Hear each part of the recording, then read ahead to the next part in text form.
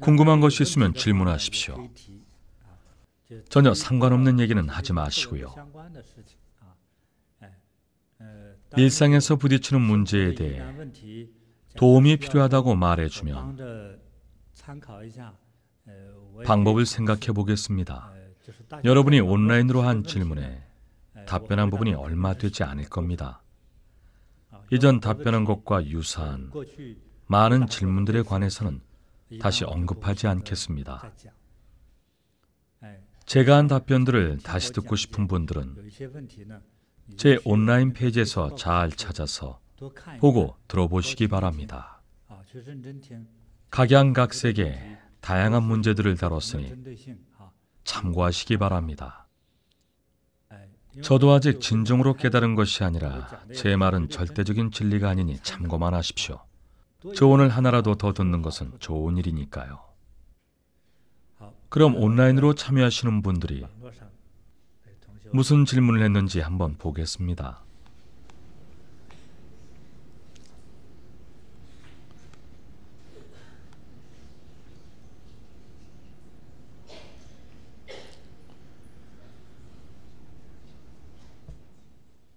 닉네임 파란 하늘님은 좌선할 때 늘 이마 쪽이 당기고 이완이 안 된답니다.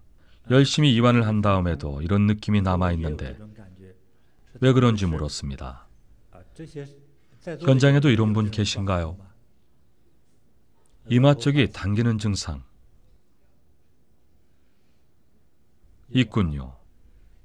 여기도 있군요. 성형한 지 얼마 안 돼서 그런 것 아닐까요? 타이완에서는 리프팅이라고 한다죠. 피부를 당겨서 꿰맨다고 하던데요. 피부가 헐렁한 잠옷처럼 늘어져 불편하다고. 이만큼 당겨 모아 자르고 바늘로 꿰맨다고 합니다. 이런 수술을 하면 당기는 느낌이 날 수도 있습니다. 혹시 그런 것 때문이세요? 그런 수술 안 할 것 같이 생기셨는데 수술은 안 하셨죠? 안 하셨는데 왜 그럴까요? 이마 쪽에서 가끔 열이 나고 약간씩 당깁니다. 당긴다고요? 전에 어떤 수행을 하셨죠?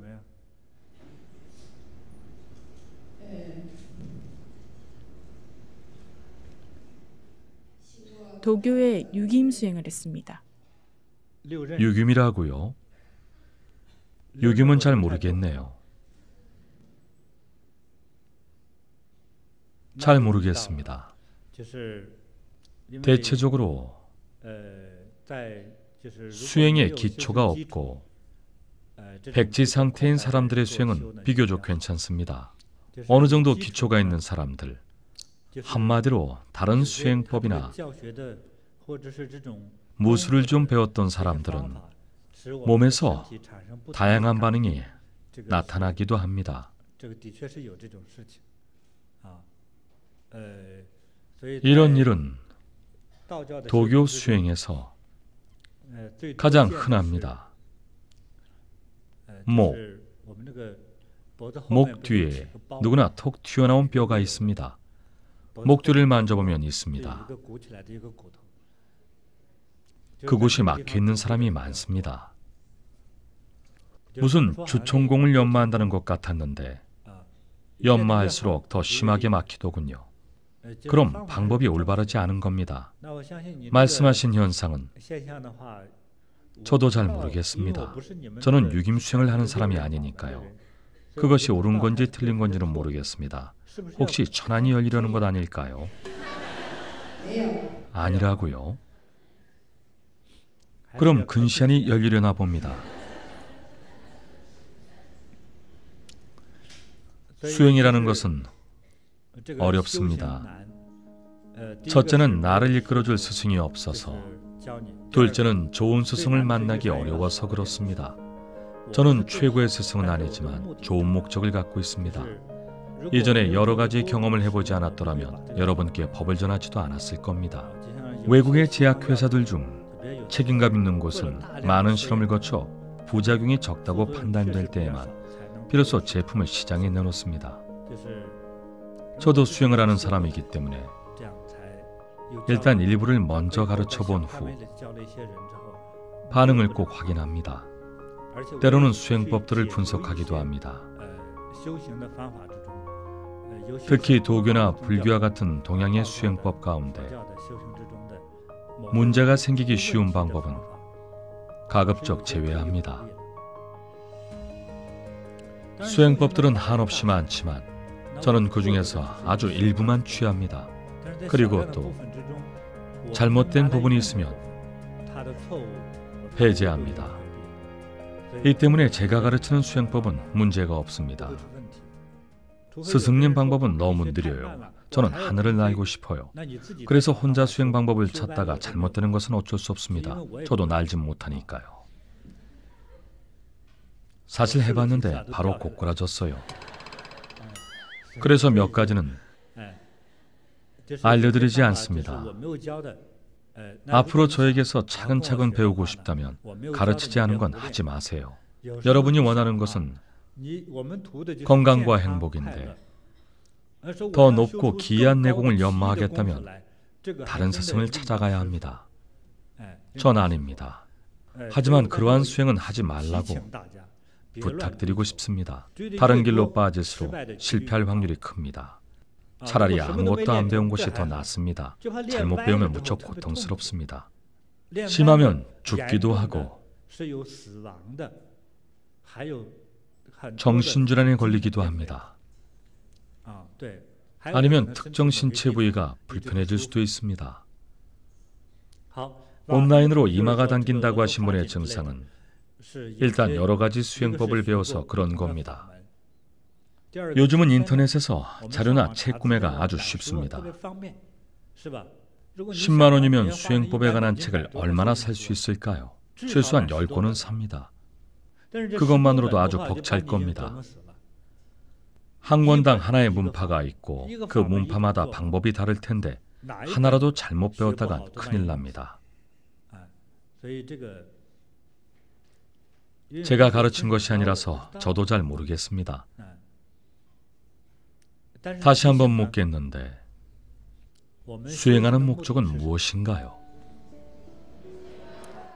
저와 수행하는 목적은 간단하고 원초적입니다. 건강과 행복입니다. 이것조차 못해서 저와 수행이 끝나면 행복하다가도 반년이 지나면 또 화가 납니다. 일상에서 매일매일 상기시켜주는 사람이 없으니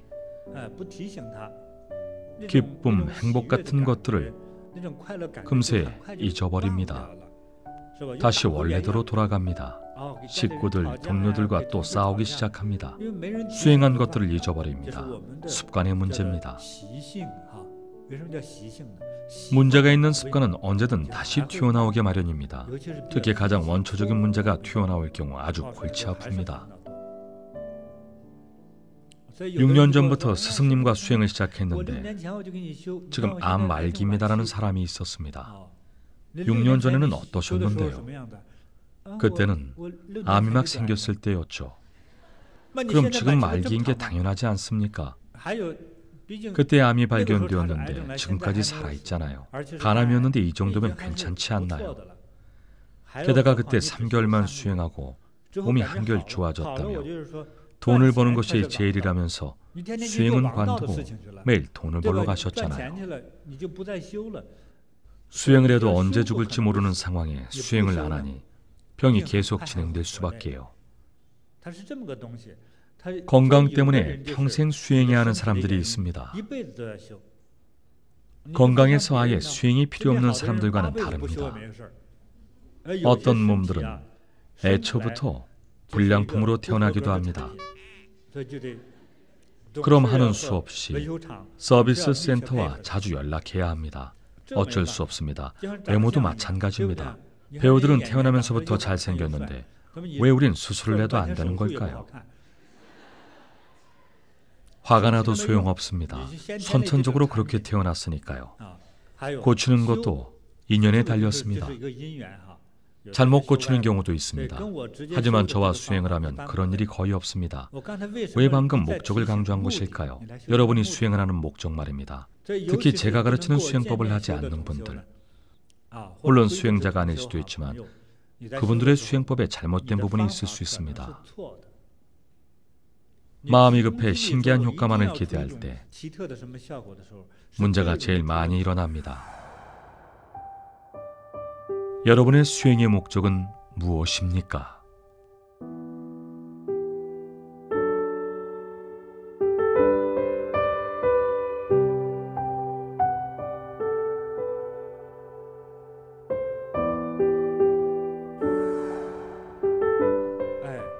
부처님께서는 금강경에서 이렇게 말씀하셨습니다. 부처님은 은유적으로 이야기하시니 알아서 잘 이해해야 합니다. 부처님께서 제자 수보리와 대화하는 내용입니다. 원문과 꼭 같지 않을 수도 있습니다. 어떻게든 원문과 비교하면서 저를 곤란하게 하려는 사람이 있더군요. 어제도 금강경을 읽었는데 대략 이런 내용입니다. 부처님께서 수보리에게 수보리요, 어떤 사람이 깨달은 이에 32개의 상을 갖췄다면 깨달았다고 할 수 있는가? 수보리가 말하길 그렇게 볼 수 없습니다. 깨달은 이는 그러한 상을 초월하기 때문입니다. 이게 무슨 소리인가? 어리둥절할 겁니다. 경전을 읽어보지 않아 심오하게 들릴 겁니다. 32개 상이란 무엇일까요? 바로 고유한 형상을 의미합니다. 예를 들어 제 뒤에 계시는 법자에 모신 불상은 대개 이런 모양입니다. 그래서 착각하기가 쉽습니다. 누가 불상을 보고 무슨 부처님이냐고 하기에 전 한참을 생각하다 얼른 인터넷에서 검색을 해봤습니다. 불상들이 다 똑같이 생겼거든요. 그런데 손마다 수인이 달랐습니다. 이렇게도 하고 저렇게도 하는데 이건 뭐죠? 이건 디스코 자세죠. 무슨 불상인지 알 수가 없었습니다. 그래서 순간 바보가 된 기분이었습니다. 부처님은 어떤 모습일까요? 32개의 모습 중에는 장엄함, 장수의 상, 부귀의 상, 벼슬을 하는 상, 제왕의 상 등 인간 세상에 여러 가지 모습들이 있습니다. 깨달은 사람의 모습이 그렇다고 하니 이후 그렇게 생긴 사람만 보면 깨달았다고 합니다. 어렸을 때 어머니였는지 아님 누군가에게 이런 말을 들었습니다. 배가 나오고 귀가 어깨까지 늘어진 뚱뚱한 사람이 바로 미륵불이라고요. 그래서 저는 뚱뚱한 사람만 보면 미륵불이냐고 물었습니다. 그럼 미륵불이 누구냐는 대답만 돌아왔습니다. 미륵불이 누군지조차 모르는 사람도 있더군요. 어떤 고정된 형상으로 절대적인 법칙을 논하는 것은 잘못입니다. 부처님은 진리는 형상을 뛰어넘지만 그 안에 형상이 들어있을 수도 있다고 하셨습니다. 모르겠다고요. 세상에서는 어떤 사람이 돈을 많이 벌까요? 뚱뚱한 사람일까요? 뚱뚱한 사람이요? 그럼 마임 회장은요? 말라깽이보다 더 말랐는데요. 그렇게 말라도 많은 돈을 벌었습니다. 리카싱 회장도 그렇게 뚱뚱하지는 않잖아요. 뚱뚱한 사람이라면서요. 뚱뚱하고 돈 못 버는 요리사가 얼마나 많은지나 아세요? 돈은 못 벌고 쓸 줄만 아는 뚱보들도 많습니다. 맨날 먹고 자기만 하면 뚱뚱해집니다. 뚱보라 돈을 벌고 말랐다고 돈을 못 벌까요? 꼭 그렇지는 않습니다. 돈을 버는 것은 생김새와 관련이 없습니다. 메주같이 생긴 사람, 호박같이 생긴 사람도 돈이 아주 많을 수 있습니다. 제가 누구라고 말은 하지 않겠습니다. 생김새는 별론데 엄청난 부자들을 자주 봅니다. 어쩔 수 없습니다. 돈이 있든 없든 지혜가 있든 없든 생김새와는 큰 관련이 없습니다. 좀 더 많은 것들을 배워야 합니다. 좀 더 초월하는 법을 배워야 합니다. 다시 수행할 때의 이야기로 돌아옵시다. 수행할 때는 어떤 대단한 상태를 지나치게 추구하지 않는 게 좋습니다. 불교 신도들은 깨닫기를 바라고, 일반 중생들은 장수하기를 바라고, 어떤 사람들은 돈을 벌기를 바라고, 나이 많은 처자들은 시집가기를 바랍니다. 사람마다 목적이 다 다릅니다. 우리가 여기 와서 수행을 배우는 가장 기본적인 목적은 건강과 행복입니다. 무언가를 지나치게 바라지 마세요. 어째서 이마가 당기는 것일까요? 머리에 모자를 쓴 것처럼 계속 무겁다는 분도 있었습니다. 이런 현상은 왜 생기는 것일까요?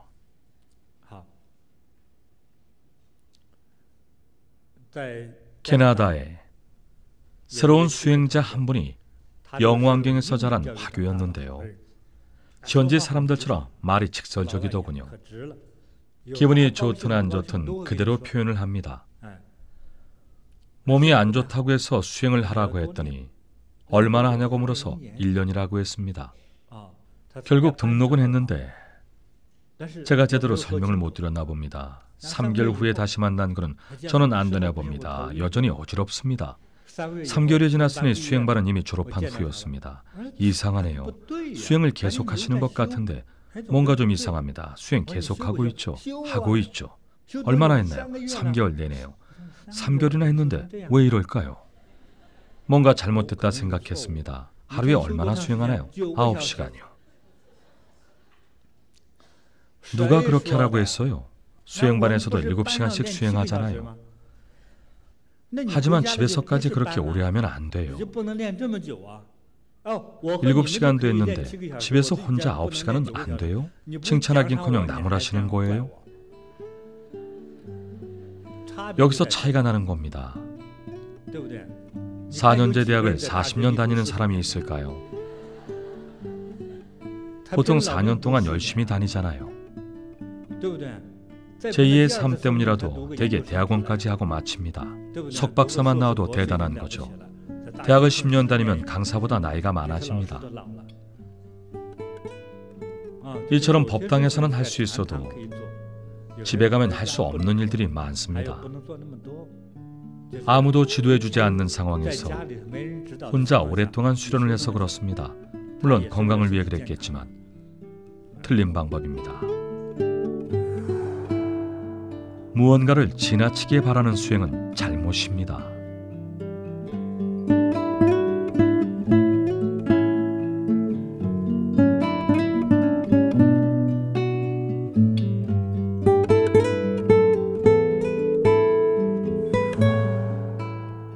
이번 수행반 첫날 몇몇 법사들이 저를 찾아왔습니다. 스승님, 타지에서 온 분들이 많은데 수업이 끝나고 밤에 할 일이 없으면 밖에 나가 나쁜 짓을 하지는 않을까요? 마지막 말은 제가 갖다 붙인 겁니다. 그럼 밤에 2시간 더 수행하는 건 어떨까요? 이곳 운영주는 독수리파와 비둘기파가 있는데 제가 각 파에 물어봤습니다. 독수리파는 무조건 수행을 해야죠. 열심히 수행하려고 여기 온 거잖아요. 비둘기파는 꼭두 새벽에 일어나 팔개내공을 하고 너무 즐거워서 오히려 밤에 잠이 안 오더라고요. 그러니 밖에 돌아다니게 하죠 뭐.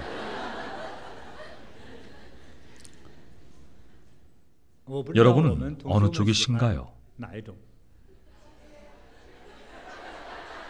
수업 후에 돌아다녀도 된다는 분 손 들어보세요. 수업 후에도 계속 수행해야 한다는 분 손 들어보세요. 다 있네요. 밖에 나가도록 해달라는 의견이 많네요. 물론 눈치만 보는 쪽이 제일 많기는 합니다.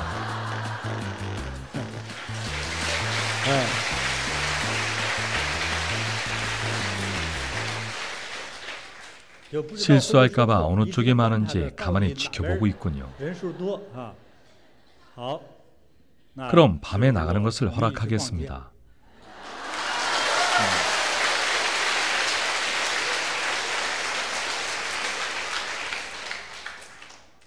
아무리 원하는 일이라도 하루에 감당할 수 있는 양에는 한계가 있습니다. 7, 8시간만 해도 충분합니다. 거기서 더하면 정신병이에요. 그렇지 않나요? 왼쪽이 아파서 왔는데 수행반이 끝나면 오른쪽이 아픕니다. 그러면 안 되잖아요. 한계치를 넘도록 하면 안 됩니다. 끼니마다 인삼을 한 뿌리씩 먹어보십시오. 제발 그러지 마십시오.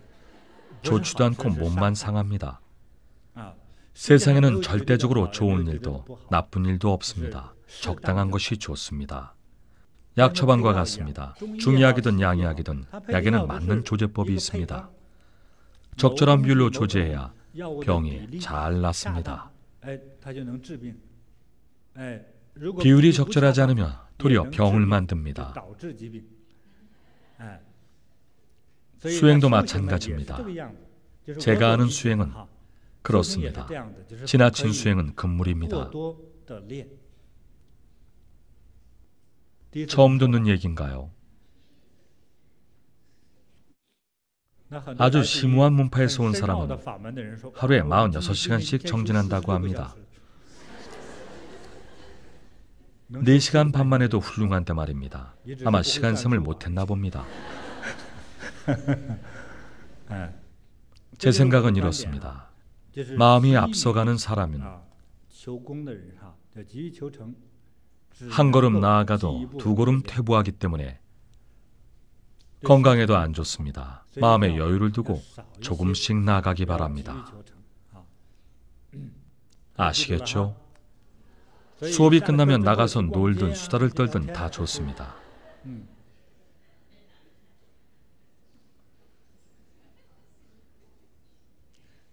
수행을 지나치게 많이 하면 머리에 무거운 바위 모자를 쓴 것처럼 이마가 당기기 쉽습니다. 고민거리가 많아서 그렇습니다. 여러분의 염원이나 수행의 목적 모두 고민거리가 됩니다. 여기에 과도하게 집착하면 이마가 당기기 쉽습니다. 생각이나 번뇌가 다 여기에 있기 때문에 수행만 하면 이런 표정이 됩니다. 오늘 시작할 때 먼저 심신을 이완하라고 했었습니다. 이완해야 우리 몸의 기가 잘 통합니다. 내장이 편안해야 아침 식사도 소화가 됩니다. 계속 뻣뻣하고 정신이 긴장돼 있으면 위장도 수축합니다. 오늘 먹은 아침이 일주일 후에야 내려가면 안 되잖아요. 과도한 집착을 버리고 마음을 편히 가지세요. 암에 걸려 급하다는 분도 있습니다. 하루아침에 좋아지는 병은 없습니다. 천천히 시간을 가져야 합니다. 마음을 편안히 갖고 수행법에 따라 수행해야 합니다. 지나치게 욕심을 내서는 안 됩니다. 밴쿠버에는 기인들이 많습니다. 예전에 스승을 섬기며 밀교를 독실하게 믿던 분이 있었습니다. 그분이 오체투지를 하는데 끝나면 항상 온몸이 아프다는 것입니다. 밀교 수행을 3년이나 했답니다. 수행하는 모습을 지켜봤습니다. 머리를 바닥에 세게 찢지 않으면 정성이 없는 거라 하더군요. 말도 안 되는 소리잖아요. 아직 머리가 깨진 건 아니지만 그렇게 찌우면 아프지 않겠습니까? 그래서 잘못된 거라고 했습니다. 스승이 누구냐고 묻자 아주 유명하다며 이름을 말했습니다. 들어본 적 없는 이름이었습니다. 저는 누군지 모르지만 어쨌든 유명한 분이랍니다. 누군지 알았다면 이 방법이 옳지 않았다고 했을 겁니다. 어떻게 제자에게 머리를 찌으라고 가르칠까요? 머리를 세게 찌으면 계란이 깨지는 것처럼 번쩍하고 깨닫나요? 그러지 말고 매일 수행에 정진하라고 했습니다. 올바른 수행법으로 정진해야 바람직한 깨달음의 효과를 얻을 수 있습니다. 깨달음과 최고의 밀법을 얻기 위해 과도한 욕심을 부려서 그렇습니다.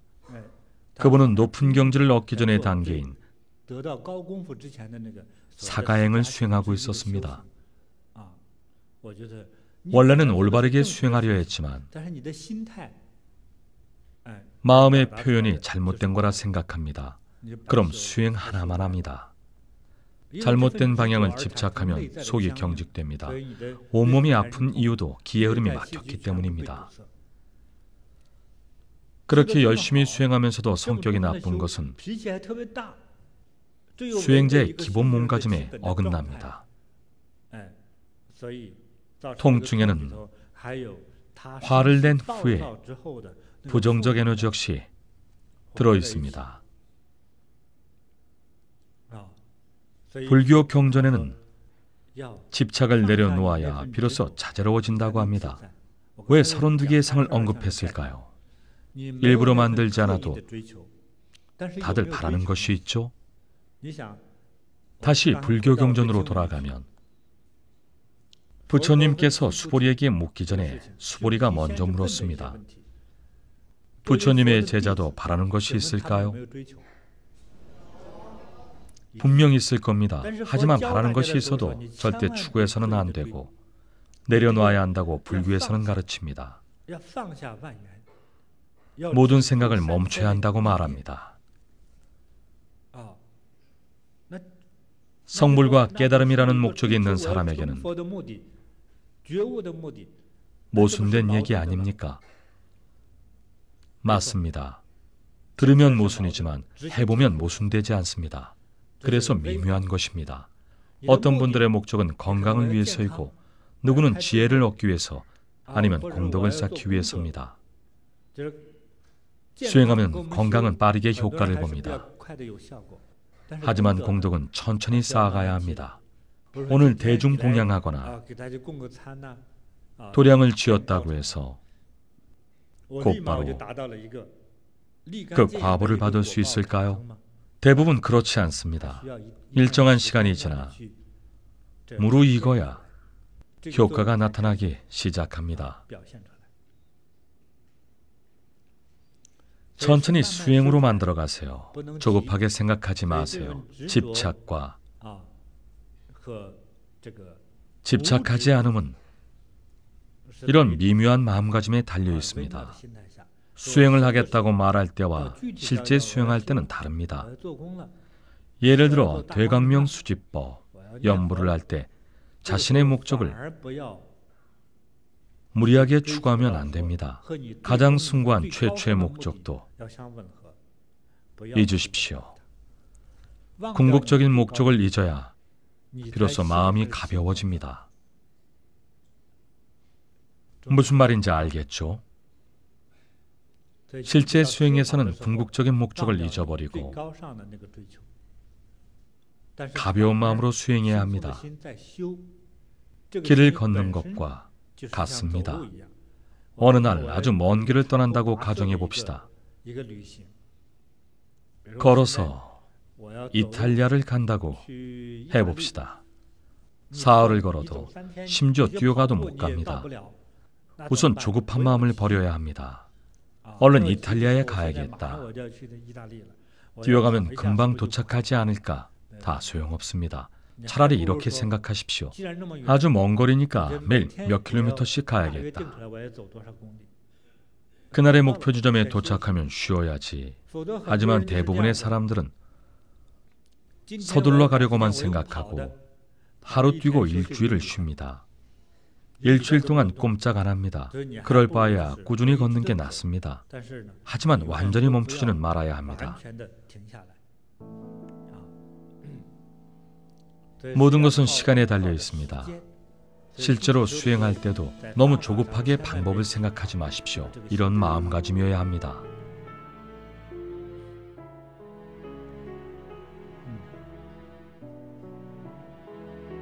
마음이 편해지면 머리에 긴장감이나 이마가 당기는 현상도 자연스레 완화됩니다. 목적에 집착하지 말고 꾸준히 수행하십시오. 일정한 시간이 지나 무르익어야 효과가 나타납니다.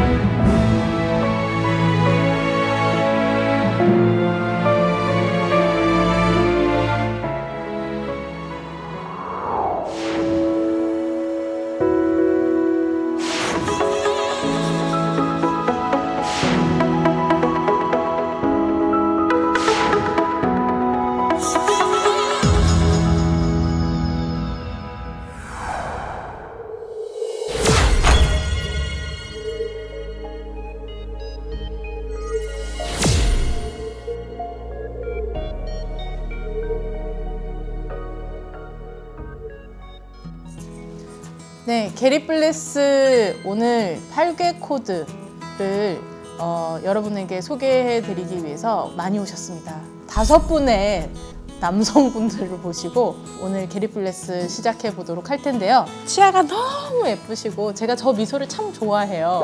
활짝 웃으실 때는 정말 예쁘세요. 특히 치아가. 인천에서 오신 치과의사 선생님이십니다. 서광원 선생님. 네, 안녕하세요.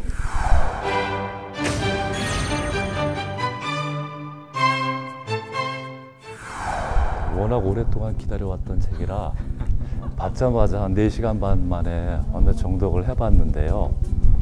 저한테는 되게 기다렸던 책이고요. 그다음에 이제 읽어보니 정말로 팔계에 대한 종사님의 관통하고 있는 수행록이었구나.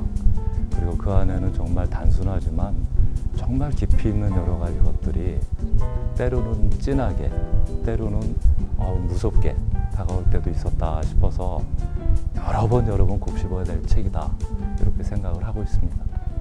무섭게까지라는 단어가 나왔어요. 네. 我顺应着天，顺应着道。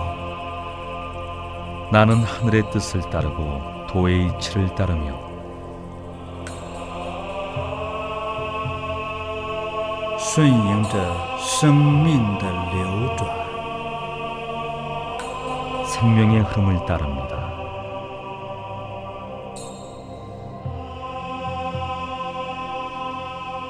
제가 좀 느끼면서 무섭다는 표현을 했던 부분이 말을 그대로 도의 이치를 따르며 생명의 흐름을 따른다는 것이 순리이자 이치고 그것이 뭐 깨달음의 경지를 말하는 거 아니겠나 싶은데 저는 일단 팔계를 좀 그래도 수년을 해왔던 사람 입장에서 동작으로서의 의미가 정말로 되려면 그러니까 마음과 그걸 해석하는 것들, 그다음에 생활 속에서의 관계 이런 것들 풀어나가는 것들이 다 정말로 수행이고 삶이었구나. 근데 그걸 좀 더 잘하고 싶다면 정말 곱씹고 그래야 되는구나 하는 생각을 다시 하고요.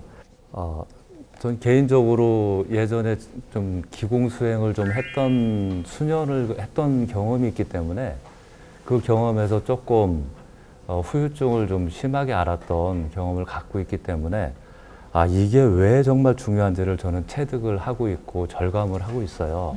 그러니까 제가 수행했던 그거는 이제 중국에서 1.5세대 되시는 분한테 배워온 거를 이제 하게 되었는데 주로 에너지를 단전에 쌓고 좋은 명산에 가서 좋은 기운을 끌어다가 주천을 하고 하는 에너지를 쌓는 공부였어요. 그때 상사님이 그러시죠. 후유증 때문에 이제 거의 최고 경지까지 갔다가 거의 사망 비슷하게 됐던 저야 뭐 최고 경지는 아니니까 다행히 여기 있지만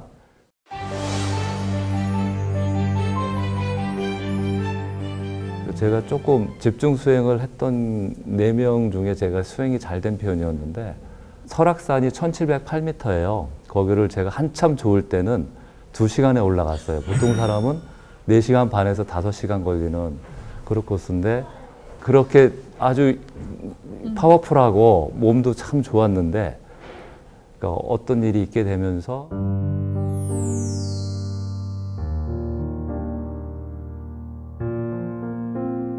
큰일도 아니었는데 그런 일이 일어나고 나서 결과는 굉장히 몸이 망가졌는데 바로 한순간 지나고 나니 100m 올라갈 수가 없었어요. 정말.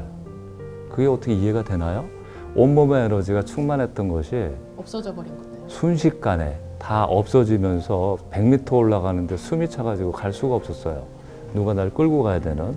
그것 때문에 회복하는데 너무 오래 걸렸거든요. 두 다리는 살짝 구부리고 발가락. 근데 그런 부분이 온양을 상사님께서 해놓은 과정에 전 감동 깊게 읽었던 부분이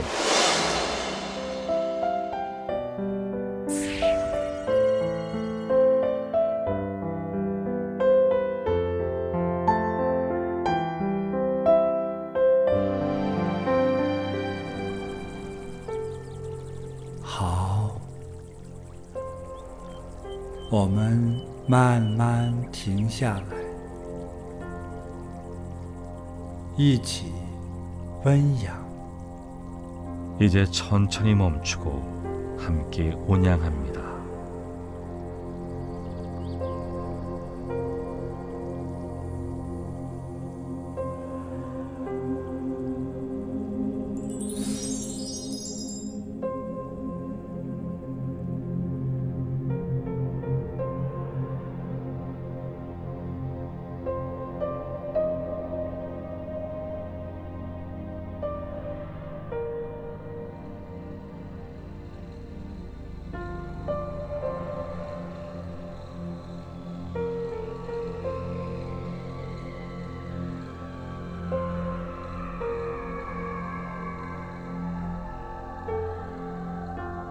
그냥 편안함과 자유로움을 느끼는 과정이지 이것을 에너지를 쌓거나 단전에 모으거나 아니면 의도적으로 돌리거나 이런 게 아니라는 거예요. 중요한 건 또 의념으로 우리가 온양할 때 3번 보내지 않습니까? 이렇게 자연으로 되돌려 그렇죠. 보내죠. 그런데 그걸로도 부족해서 나중에 스승님께서 만든 부분이 흥합. 双手捂在下丹田， 양손을 단전에 둡니다. 하나, 둘, 하나, 둘, 하! 수행을 건강하게 끝마치려면 이처럼 몸 어딘가에 머물러 있는 에너지를 밖으로 내보내야 하는데 이를 가능하게 하는 비결이 포인트입니다. 흥하. 그러니까 제가 치명타를 받았던 부분이 바로 그 부분이었던 거기 때문에 그 뒤에 또 서술도 아주 논리적으로 잘 해놓으셨는데 에너지가 도교 수행 세계에서는 기라고 불리고 기가 몸에 완전히 흡수되지 않고 단전, 가슴, 척추, 기타 이런 부분 수련하는 사람 많지 않습니까? 네. 그러니까 이런 부분에 머물게 되면 에너지 덩어리가 되고 이거는 수행자들의 건강에 좋지 않은 영향을 미친다는 걸 전 알아요. 그리고 단지 온양할 때 3번의 관상으로만이 아니라 그래도 남아있을 것들이 꼭 없어야 되기 때문에 폭발적인 힘으로 세게. 폭발, 흥하를 강조하셨던 거예요. 그래서 이거 정말 중요한 거구나. 절감을 저는 알아요. 그리고 수행하시는 분들이 정말 이걸 중요하게 느꼈으면 좋겠고요. 지금 머릿말이라고 해야 하나요? 그 부분에 보면 제일 마지막 구절입니다. 뭐라고 돼 있냐면 본서는 8개 내공 동작에 관한 설명서나 지침서가 아니다. 그보다는 평생의 수행 여정 속에서 내가 얻은 값진 경험과 통찰 그리고 깨달음을 하나하나 엮어낸 수행록이라 하겠다. 이 수행이라는 게 또 기를 운용한다는 게 이 생명의 에너지를 운용하는 거기 때문에 득되는 것만큼 한순간에 잘못되면 치명타가 될 수 있다는 걸 저는 알고 있어요. 생사의 문제를 가를 수도 있다는 것도 경험을 했어요. 또 하나, 그건 내가 그 수행이 잘 됐다고 막 쫓아갔던 그 이면에는 내가 에너지를 자꾸 끌어당기고 나한테만 어떻게 하고 단전에만 이런 생각이 또 하나 갖고 있어야겠다. 내 거다. 욕심 내 거다 하겠다. 그리고 세계를 보는 접근의 통로가 정말 나로부터 해서 출발한 원천적인 그런 마음의 문제였구나 하는 것도 좀 느껴요. 건강한 수행의 길을 걷는다면 에너지를 반드시 몸에 채워야 된다는 강박관념을 버려야 된다는 거 정말 중요한 것 같아요.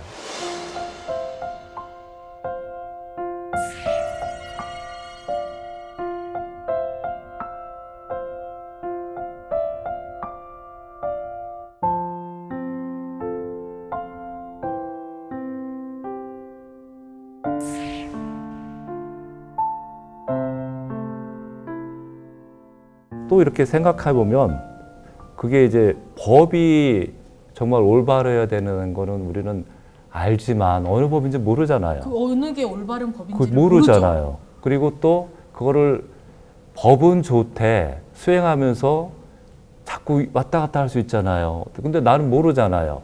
그걸 끌어줄 수 있는 분이 누구냐면 스승님이셨는데 우린 모르잖아요. 그분이 올바른 거 얼마나 능력 있는지. 그런 부분이 되게 중요하다. 이런 것도 정말 느꼈고요. 제가 경험했던 그런 후유증을 앓던 사람의 하나의 입장에서 참 너무 감사해요. 길을 만들어 주셨으니까. 그리고 그 길을 따라가도 편안하고 안전할 거라는 거를 스승님께서 계시니까 너무너무 감사드리고 정말 감사드립니다.